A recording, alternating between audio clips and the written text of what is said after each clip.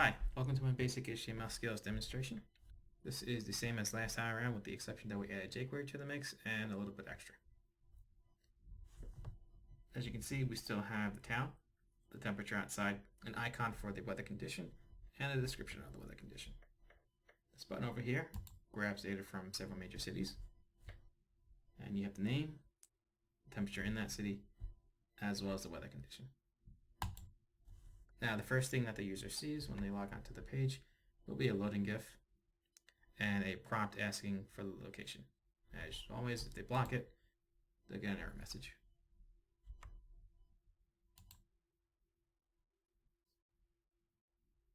Here is the code behind. This time around, we put the JavaScript in its own separate folder, as well as the CSS. Now, this does break Microsoft Internet Explorer, well, some versions of it, so I recommend viewing this in Chrome. Anyway, here we just have the basic divs, just some placeholders to stuff information in. And here's the weather div, and then here's the list of cities, its own table. All right, here's the JavaScript.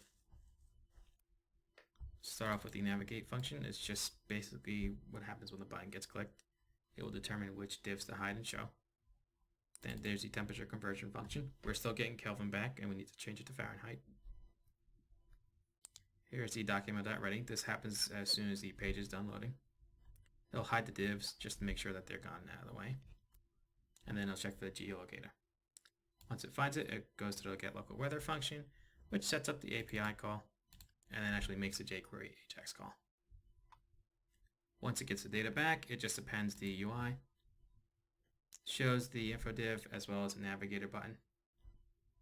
And when that's done, we'll go and grab the city data, which is just a bunch of separate API calls. I was considering having them cascading, but if the user manages to get to that screen before they get back with data, then they'll just see an empty row and it still looks fine. In fact, they might update while they're looking at it, which I'm comfortable with. It's supposed to be a simple web page, nothing too complex. And then here we just have the error handling.